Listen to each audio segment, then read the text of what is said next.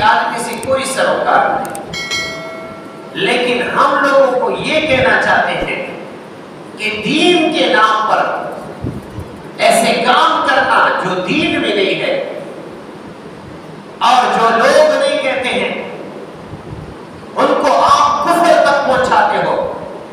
انہیں کے صاف فتوے ہیں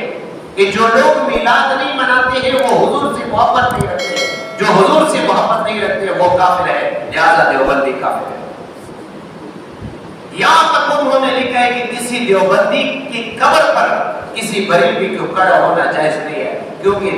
بریل دیوبندی وہ صراحتاً کافر ہے اور نبی کریم صلی اللہ علیہ وسلم کو کافر کی قبر پر کھڑے ہونے سے منع کیا گیا.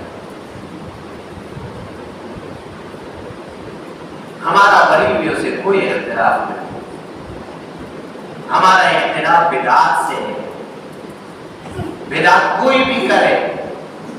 کس طبقے والے بھی کرے، تو ہم سرعام ان کے خلاف بات کریں گے اور کہیں گے کہ یہ بدعت ہے، اس کا دین میں کوئی تصور ہی موجود